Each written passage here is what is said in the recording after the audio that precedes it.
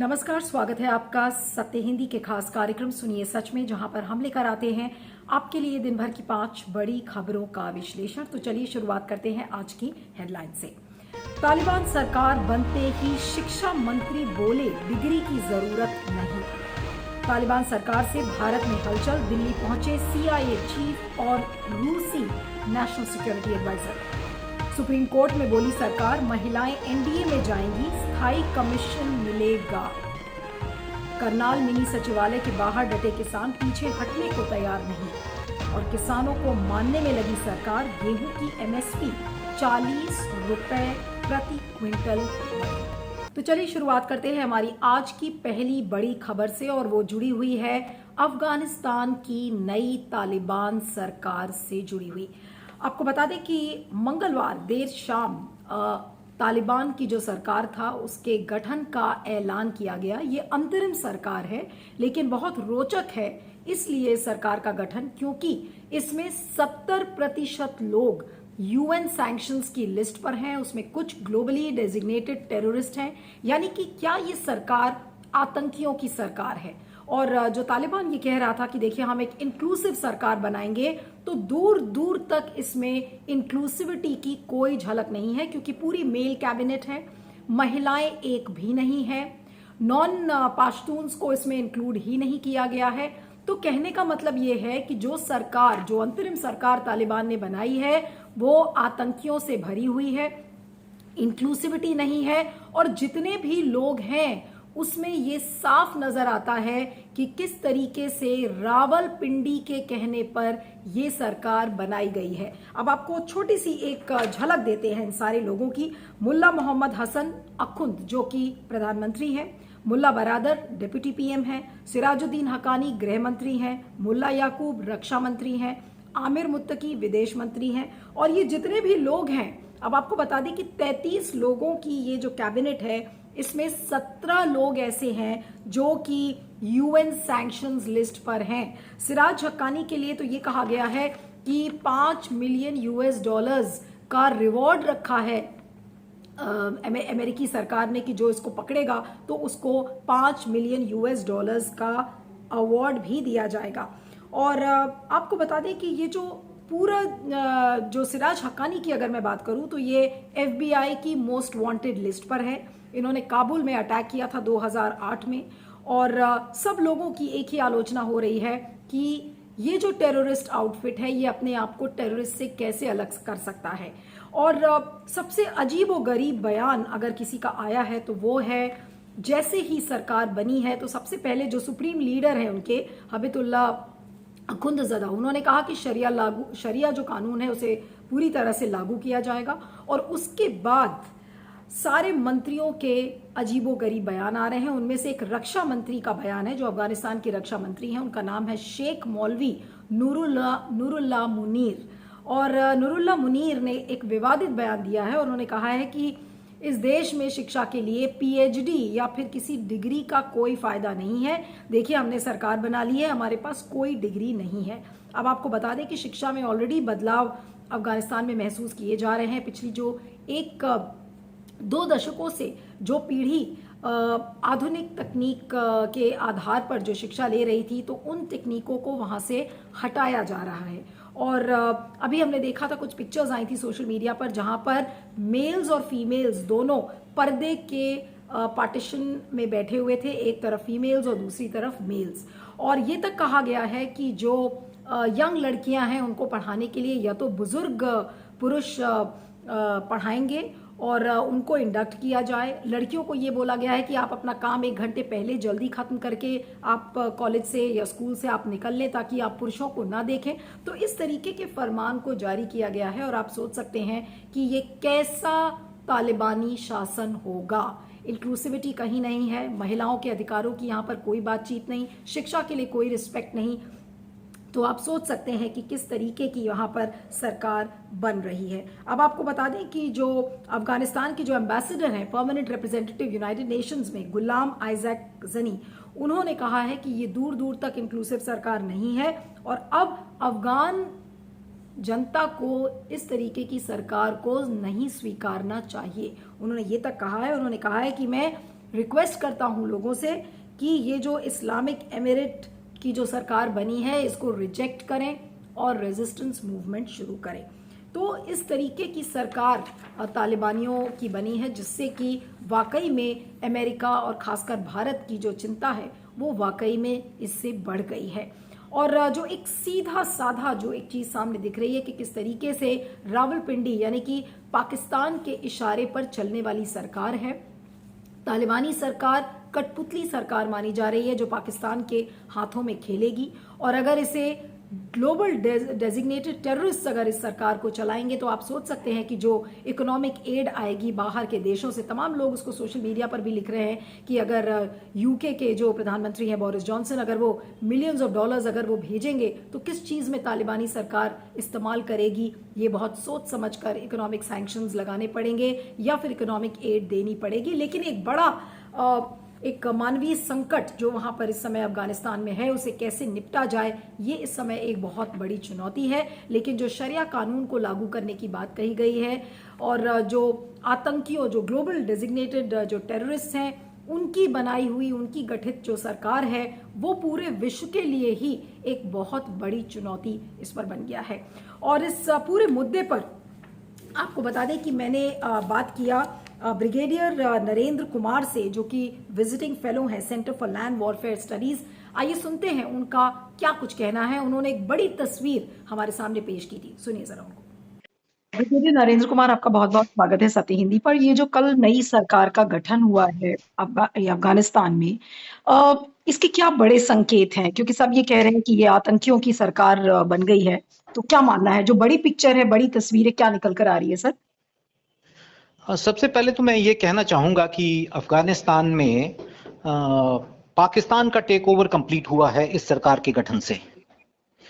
जो पहले एक सॉवरन स्टेट के नाम से अफगानिस्तान जाना जाता था, लेकिन ये जो सरकार का गठन हुआ तालिबान सरकार बनने से, इसका मायना ये है कि पाकिस्तान ने कंप्लीट टेक ओवर कर लिया है अफगानिस्तान को हर क्षेत्र के अंदर, चाहे वो गवर्नेंस हो, इंटीरियर सिक्योरिटी हो, डिफेंस हो, इंटेलिजेंस हो, शरिया हो, विमेन्स राइट हो।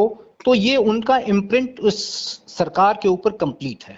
नंबर 2 पॉइंट मैं आपको बताना चाहता हूं कि ये इंक्लूसिव सरकार नहीं बनी है, और वो इसलिए नहीं बनी है क्योंकि अगर आप देखें अफगानिस्तान की डेमोग्राफी को, तो काबुल, गजनी, हेरात और मजार शरीफ, इसमें उज्बेक पॉपुलेशन की मेजॉरिटी है।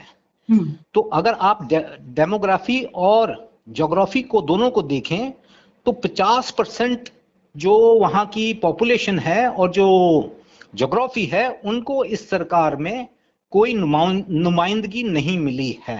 लेकिन ब्रिगेडियर नरेंद्र कुमार जी, मुझे ये बताइए कि अगर सरकार इंक्लूसिव नहीं है, उसमें इतने सारे ग्लोबली जो डेजिग्नेटेड टेररिस्ट हैं वो भरे हुए हैं, रावलपिंडी का एक स्टैंप नजर आ रहा है जो आप खुद कह रहे हैं कि पाकिस्तान की चुनी हुई सरकार बिल्कुल है, तो ऐसे में अफगान जनता के लिए कितनी बड़ी चुनौती है? अफगान जनता पश्तून, उज़्बेक, हज़ारा और जो बाकी दूसरे तजीक जो पॉपुलेशन की परसेंटेज है, ये सरकार उनकी नुमाइंदगी बिल्कुल नहीं करती। ये हमारी एक गलतफहमी होगी कि तालिबान जो जिसके अंदर टेररिस्ट हैं, जिनका एक अलग एजेंडा है ग्लोबल जिहाद का, अगर आप सोचते हैं कि वो पॉपुलेशन की नुमाइंदगी करेगी तो ये एक गलतफहमी होगी। लेकिन दूसरी बड़ी बात यह भी है कि ये जो टेररिस्ट ऑर्गेनाइजेशंस जिन्होंने अभी सरकार वहां पे बनाई है, ये अलग अलग शुरा से आते हैं, और इसके मायने ये हैं कि ये आने वाले वक्त में अंदर इनके फूट पड़ेगी और ये अफगानिस्तान को सिविल वॉर की तरफ लेके जाएंगे। ओके, तालिबान की सरकार गठित तो हो गई है, लेकिन इसका असर भारत पे किस तरीके से पड़ रहा है? जी हाँ, भारत में इस समय काफी हलचल है इस तालिबानी सरकार को लेकर, और 2 हाई प्रोफाइल विजिट्स इस समय नई दिल्ली की हैं। पहली तो जो CIA के चीफ है विलियम बर्न्स, वो दिल्ली में हैं और वो national security adviser Ajit Doval से मिले हैं, और दूसरे हैं Russian secretary of security council general जो निकोले पात्रुशोव, उनकी भी विजिट बहुत हाई प्रोफाइल मानी जा रही है, और 2 अलग अलग मीटिंग्स हैं साउथ ब्लॉक में आज हुई हैं। जिसमें कि वो प्रधानमंत्री से मिलेंगे। और जाहिर सी बात है कि किस तरीके से वहाँ भारतीयों को अफगानिस्तान से निकाला गया है, इवैक्यूएशन एक मुद्दा तो है ही, लेकिन साथ में कैसे नेगोशिएट किया जाए इस सरकार से, इसको लेकर भी काफ़ी बातचीत चल रही है।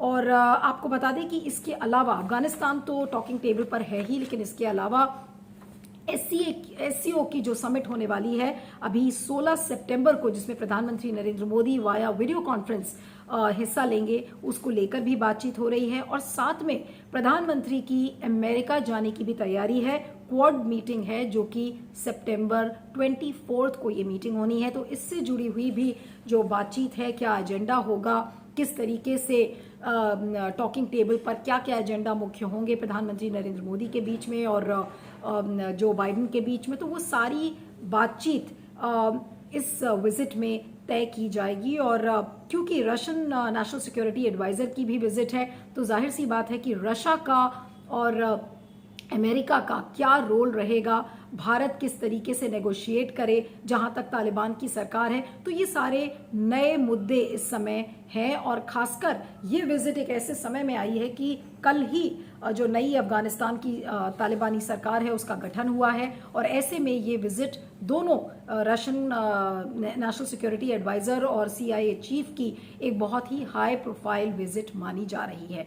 लेकिन क्या कुछ चुनौतियां हैं भारत के लिए, इतना आसान नहीं होगा भारत के लिए, क्योंकि भारत ने यहाँ पर $3 मिलियन इन्वेस्ट किए हैं। लेकिन एक ही झटके में ऐसा लग रहा है कि भारत की जितनी भी कोशिशें थी उस पर पाकिस्तान ने पानी फेर दिया है, क्योंकि जिस तरीके से पाकिस्तान ने हैंड होल्डिंग करके वहां पर सरकार का गठन किया है और हक्कानी नेटवर्क का जो एक पूरा स्टैंप पूरी इनकी कैबिनेट में नजर आ रहा है, वो भारत की सुरक्षा के लिए, भारत की आंतरिक सुरक्षा के लिए वाकई में एक बड़ी चुनौती है। हो सकता है कई लोग इस बात को भी ये भी कह रहे हैं कि Taliban is not a bigger problem, लेकिन पाकिस्तान भारत की जो चिंता है उसको बढ़ा सकता है। मैंने ब्रिगेडियर नरेंद्र कुमार से ही इस विषय के बारे में भी बात किया था, और ये जो 2 हाई प्रोफाइल विजिट्स हैं उसके बारे में भी बात किया था। सुनिए उनका क्या कहना था इस पर। ब्रिगेडियर नरेंद्र कुमार जी, एक छोटा सा जवाब आपसे चाहिए कि भारत के संदर्भ में कि आज CIA चीफ और रशियन सिक्योरिटी ऑफिशियल्स आए हुए हैं, वो मिल रहे हैं, और जाहिर सी बात है कि उनकी ये विजिट एक ऐसे समय में आ रही है जब अफगानिस्तान की सरकार का गठन हुआ है, और भी अभी स्क्वाड समिट है, SCO समिट है, तो क्या मायने हैं इस विजिट के, जो CIA चीफ और इनके रशियन सिक्योरिटी ऑफिशियल का जो विजिट है? जो ग्लोबल कम्युनिटी है वो इस डेवलपमेंट से काफी परेशान है, क्योंकि ये रीजनल इंस्टेबिलिटी को जन्म देगा, इसमें कोई शक नहीं है। क्योंकि अलकायदा और आईसिस और बाकी दूसरे जो टेरर ऑर्गेनाइजेशंस हैं वो भी अफगानिस्तान में अभी आएंगे, कंसंट्रेट करेंगे। और ये टेररिज्म एक ऐसी बीमारी है कि ये काफी दिनों तक शांति से नहीं रह सकते और ये अपना रुख अलग अलग डायरेक्शन में लेके जाएंगे। रशिया की सबसे बड़ी चिंता है कि वो जो सेंट्रल एशियन रिपब्लिक्स हैं वहां पे ये इनकी दखलंदाजी बढ़ेगी आने वाले भविष्य में, चाहे वो ईस्ट तुर्कमेनिस्तान हो, तजिकिस्तान हो या उज्बेकिस्तान हो, इनकी दखलंदाजी बढ़ेगी। और वहां पे भी उनको डर है कि यहाँ पे टेररिज्म होगा, क्योंकि रशियन पॉपुलेशन 20% मुस्लिम है, तो रशिया नहीं चाहेगा कि ये बीमारी रशिया में सेंट्रल एशियन, अफगानिस्तान से सेंट्रल एशियन रिपब्लिक में और सेंट्रल एशियन रिपब्लिक से मेनलैंड रशिया के अंदर ये पहुंचे। दूसरी बात, आप भारत के संदर्भ में मैं जानना चाह रही थी कि क्या है सबसे बड़ी चुनौती, कि तालिबान को मान्यता दें या ना दें, क्योंकि अब सरकार का वहां गठन हो गया है। सबसे पहली चीज तो यह है कि हमें जल्दबाजी में कोई निर्णय नहीं करना चाहिए, क्योंकि अगर आप अफगानिस्तान सरकार को देखेंगे तो ये केयर टेकर गवर्नमेंट है। आज अगर आप जो अफगानिस्तान के जो प्रवक्ता हैं उन्होंने कहा है ये केयर टेकर गवर्नमेंट है। इस गवर्नमेंट का फाइनल स्वरूप क्या होगा वो आने वाला वक्त बताएगा। तो इस संदर्भ में हमको जल्दबाजी में कोई ऐसा कदम नहीं उठाना चाहिए जहां पे कि हम उनको मान्यता दें या हम उनके साथ सारे ब्रिजेस को तोड़ें। क्योंकि तालिबान में भी कुछ लोग ऐसे हैं जो जिनके साथ भारत के पुराने रिश्ते रहे हैं, जैसे शेर मोहम्मद, उनके भारत से पुराने रिश्ते रहे हैं। सबसे बड़ी इसमें बात यह है कि अफगानिस्तान आज की डेट में हिंदुस्तान की तरफ आर्थिक दृष्टि से नजर डाल रहा है, क्योंकि हमने सबसे लिबरल ढंग से अफगानिस्तान के अंदर डेवलपमेंट कार्य में तकरीबन $3 बिलियन का इन्वेस्टमेंट किया था, जो कि एज ए एड या एज ए डोनेशन जो था वो वहां पे हमने लगाया था। तो ये चाहते हैं कि जिस ढंग से हमने पुरानी सरकारों को फाइनेंशियल एड दिया है, उसी मुताबिक हम अब तालिबान सरकार को भी फाइनेंशियल एड देके वहां की आर्थिक स्थिति को या इंफ्रास्ट्रक्चर डेवलपमेंट में पार्टिसिपेट करें। नहीं, लेकिन अगर आप जो फाइनेंशियल एड की आप बात कर रहे हैं, तो वो फाइनेंशियल एड आपको लग रहा है कि उसी फ्रीडम से भारत या फिर और भी कोई देश, अगर हम यूके की भी बात करें, तो क्या वो देगा? जबकि आपको ये पता है कि PM, deputy PM, interior minister, defence, foreign, ये जितने भी पोर्टफोलियोज हैं, they are being guarded by people who have terrorist links and they are on the UN sanctions list. तो ये जानते हुए क्या भारत की सरकार उस तरीके से इनको एड दे पाएगी पहले की तरह? मैं तो पहले से इस बात का एडवोकेट रहा हूं कि भारत ने $3 बिलियन बिल्कुल पानी में डाले हैं वहां पे पिछले 20 साल में, जिसका हमें कोई भी स्ट्रेटेजिक, इकोनॉमिक और पॉलिटिकल एडवांटेज जिसका हमको कुछ नहीं मिला है। लेकिन तालिबान सोच रहा है कि अगर भारत के साथ हम रिश्ते बढ़ाते हैं तो हमको भारत के साथ सिर्फ आर्थिक रिश्तों में बढ़त लेनी चाहिए। तभी वो अभी कश्मीर के बारे में गोलमोल जवाब देके एक दिन कहते हैं कि कश्मीर पाकिस्तान और जम्मू एंड कश्मीर पाकिस्तान और भारत का आंतरिक मामला है, इन दोनों को बैठना चाहिए। फिर दूसरी तरफ से एक और मुल्ला बोलता है कि जहां पे भी मुस्लिमों के खिलाफ कोई कार्रवाई होगा तो हम वहां पे हमारा उसके साथ कंसर्न रहेगा। तो हमें तो वेट करना है, हमें कोई जल्दी नहीं है, और हमको इस समय पे आइडेंटिफाई करना है कि अगर हमने भविष्य में अफगानिस्तान में अपने रिलेशंस को कंसोलिडेट करना है तो वो कौन से ग्रुप हैं जिनके साथ करना है। क्या हम पश्तून के साथ करना चाहिए, या आईएसआई प्रॉक्सीज के साथ करना चाहिए, या उज़्बेक के साथ करना चाहिए? तो अभी हमारा समय है कि हमें परखना चाहिए, हमको देखना है, अपनी स्ट्रैटेजी बनानी है कि अफगानिस्तान में किन ट्राइबल धड़ों के साथ हमने इंगेजमेंट करनी है। क्योंकि सभी लोग चाहेंगे इस समय में कि इकोनॉमिक बेनिफिट हिंदुस्तान से मिले, क्योंकि हम पहले काफी लिबरल रहे हैं इस मामले में, जो हमारी एक गलती थी और जिसकी वजह से आज हमारे पास कोई लिवरेज नहीं है अफगानिस्तान में, $3 बिलियन लगाने के बाद भी।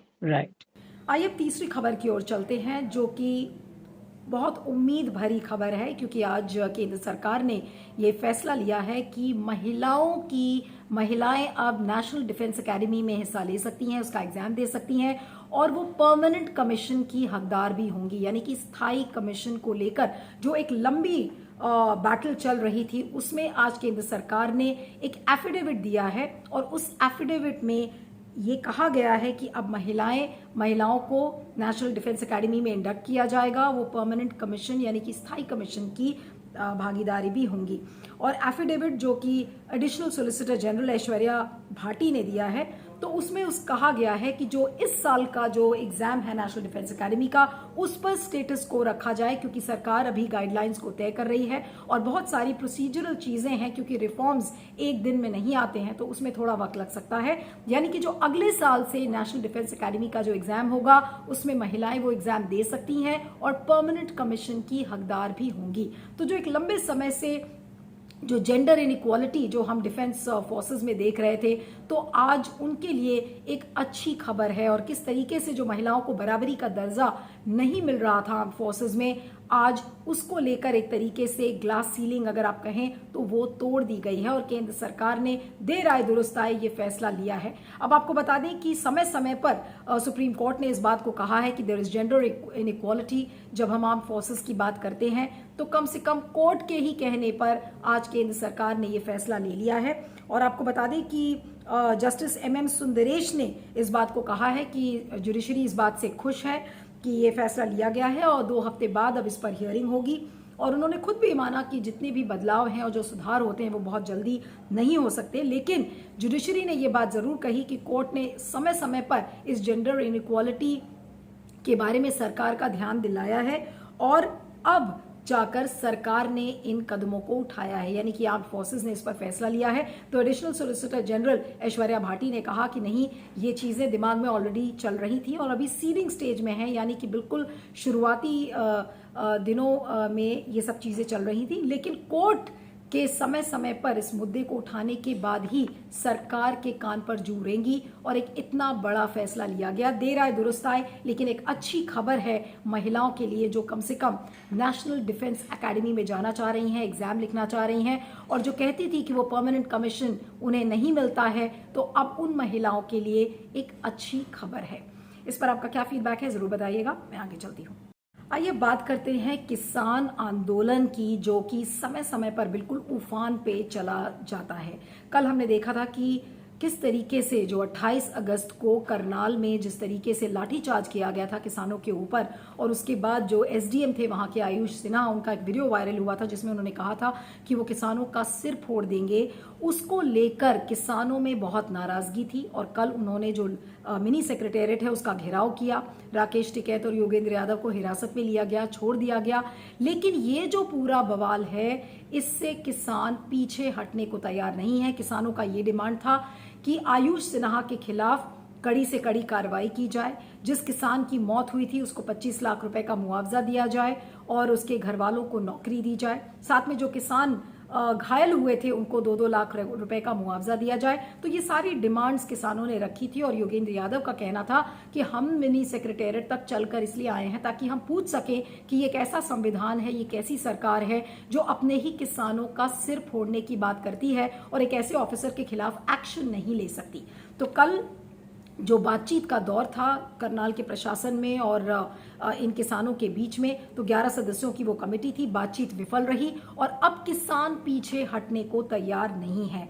आज ये बताया जा रहा है कि जो भारतीय किसान यूनियन के जो लीडर है राकेश टिकैत, वो वहां पर बैठ गए हैं। उन्होंने कहा है कि हम पीछे नहीं हटेंगे जब तक ये डिमांड्स नहीं मानी जाएंगी। और आपको बता दें कि इस समय आलम यह है मिनी सेक्रेटेरिएट के कि वहां पर कुछ टेंट्स बना दिए गए हैं, यानी कि किसान अब करनाल मिनी सेक्रेटेरिएट के सामने एक लंबी लड़ाई के लिए जुट गए हैं। और वहां भी एक और नया एपी सेंटर बन गया है। जैसे आपने यहाँ सिंघू बॉर्डर और गाजीपुर बॉर्डर पे देखा था कि किसान विरोध कर रहे थे, तो करनाल अब एक नया एपी सेंटर बन गया है। हाल ही में अभी मुजफ्फरनगर में भी महापंचायत हुई थी और किस तरीके से बीजेपी के लिए ये बोला गया कि ये किसान विरोधी सरकार है और इसके खिलाफ हम मोर्चा खोलेंगे, खासकर उन राज्यों में जहां पर चुनाव है। तो राकेश टिकैत और तमाम ये लीडर्स इन्होंने मोर्चा खोला हुआ है और करनाल में एक नया एपी सेंटर खुल गया है। टेंट्स जैसा मैंने कहा कि वहां पर गाड़ दिए गए हैं। मोबाइल इंटरनेट को अगले 24 घंटे तक सस्पेंड रखा गया है ताकि कोई भी एसएमएस या कोई भी वीडियो वहां पर कोई शेयर ना कर पाए। लेकिन तनातनी जो सरकार और किसानों और प्रशासन के बीच में है वो बनी हुई है।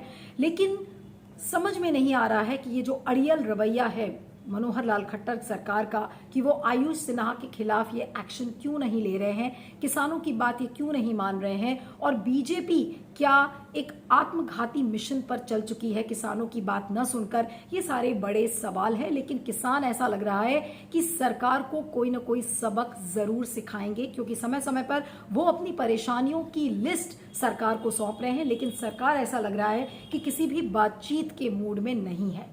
तो बड़ा सवाल ये है कि अगर आप बातचीत किसानों से नहीं करेंगे तो क्या आप चुनाव में हार का सामना करने के लिए बीजेपी की सरकार तैयार है, या बीजेपी की सरकार ये सोच रही है कि कोई ना कोई प्रोपेगेंडा के जरिए वो चुनाव जीत जाएंगे।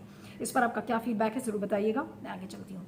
अगली खबर भी हमारी कृषि क्षेत्र से ही जुड़ी हुई है। एक तरफ किसान धरना दे रहे हैं, विरोध कर रहे हैं और अपने परेशानियों की जो लिस्ट है वो बता रहे हैं, और दूसरी तरफ सरकार अलग अलग ऐलान करके और किसानों को मनाने में लगी हुई है, और मनाने अगर ना भी कहूं तो भरोसा जीतने में लगी हुई है। और आज उसी क्रम में आज जो cabinet committee on economic affairs है वो प्रधानमंत्री की अध्यक्षता में बैठी थी और उसने ये ऐलान किया है, कृषि मंत्रालय ने इस बात का ऐलान किया है कि जो 2022 और 23 का जो राबी फसल है उसमें एमएसपी को बढ़ा दिया गया है। गेहूं की जो एमएसपी है वो 40 रुपए प्रति क्विंटल बढ़ा दी गई है। अभी कल ही राकेश टिकैत ने एमएसपी को लेकर ये कहा था कि केवल 3% किसान ऐसे हैं जिन्हें एमएसपी का फायदा पहुंच रहा है और एमएसपी में बहुत भ्रष्टाचार हो रहा है। इन सारी बातों को राकेश टिकैत ने सारे किसानों और आम जनता के बीच में रखा था।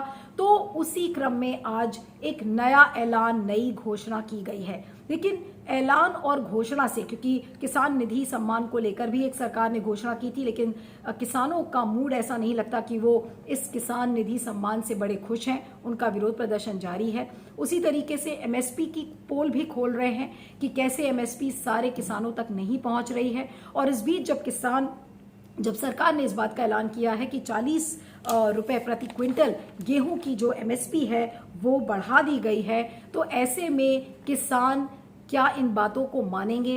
लेकिन किसान इस चीज के मूड में बिल्कुल भी नहीं नजर आ रहे हैं। और किसान, ऐसा लग रहा है किसान नेता ने ये ठान ली है कि जो सरकार की जितनी भी दावे हैं उनकी पोल खोलने में लग गई है। जैसे कि राकेश टिकैत ने कहा कि बहुत सारा भ्रष्टाचार है, फेक लिस्ट किसानों की बनाई जा रही है, जिससे ये प्रतीत हो कि बहुत सारे किसानों को एमएसपी जा रही है, लेकिन ऐसा नहीं है। तो ऐसे में सरकार खुश करने में लगी हुई है, सरकारों को मनाने में लगी हुई है घोषणाएं करके, लेकिन सरकार बातचीत के मूड में नहीं है। तो ऐलान से क्या या घोषणा से क्या किसानों की बात बन जाएगी? किसान क्या खुश हो जाएंगे? किसान की जो मूलभूत डिमांड थी, जो प्रिलिमिनरी डिमांड थी कि ये जो तीनों कृषि कानून है उनको हटाया जाए, उसको लेकर सरकार अभी भी टस से मस नहीं है। तो सरकार, ऐसा लग रहा है कि कितनी भी घोषणा या कितने भी ऐलान कर ले, लेकिन ये किसान पीछे हटने वाले नहीं हैं। अब ये सरकार को तय करना है कि चुनाव में हार का सामना करना है या फिर किसानों के आगे झुककर बात करने के लिए तैयार होना है। लेकिन ऐसा लग रहा है कि ये किसानों और सरकार दोनों के नाक का सवाल है, लेकिन पहले कौन झुकेगा, ये एक बड़ा सवाल है। इसके बारे में आपका क्या फीडबैक है, जरूर बताइएगा। 5 बड़ी खबरों में इतना ही। आप देखते रहिएगा सुनिए सच, बने रहिएगा सत्य हिंदी पर। और गूगल प्ले स्टोर पर सत्य हिंदी का ऐप भी आ चुका है, आप उसे डाउनलोड कर सकते हैं। Thank you so much. सत्य हिंदी का ऐप डाउनलोड करें गूगल प्ले स्टोर पर।